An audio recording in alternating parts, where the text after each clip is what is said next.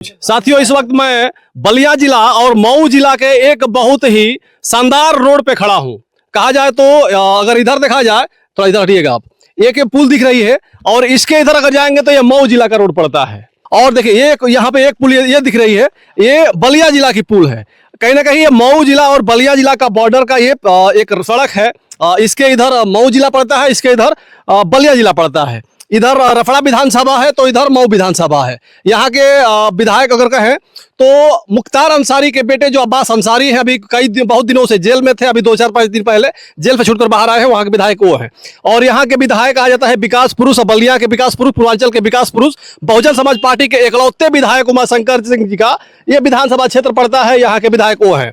लेकिन इस सड़क की जो दशा है, इसे देख करके आप भी कहेंगे कि दो ऐसे महान विधायक अगर इस रोड के रखवाले हैं, उसके बावजूद भी जो इस रोड की जो दशा है ये इस प्रकार से क्यों हो गई।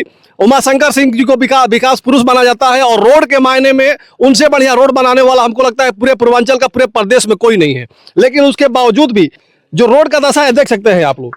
ये पिच बता रहे हैं लोग, यहाँ के लोग कि 2017 से पहले इसका मरम्मत हुआ था या पिच हुआ था, पहले खड़ंजा था फिर पिच हुआ, लेकिन 2017 के बाद अभी तक कुछ नहीं हो पाया है। और यहाँ पे ईंटा डाल कर, राबिश डाल कर और मिट्टी डाल के गाँव के लोग अपने से इसको, जहाँ गड्ढा ज्यादा हो जाता है, कहीं ना कहीं अपने चलने के लिए थोड़ा सा ठीक ठाक करते हैं। लेकिन बावजूद उसके भी थोड़ा अगर गाड़ी चलती है तो सारा मिट्टी और खड़ंजा उखड़ जाता है और काफी दिक्कतों का सामना करना पड़ता है। यहाँ के लोग बता रहे हैं भी कि यहाँ से 10-12-15 गांव कम से कम इस रास्ते से होते हुए मऊ के लिए जाता है। मऊ के लिए मुख्य मार्ग है इस क्षेत्र के लोगों के लिए।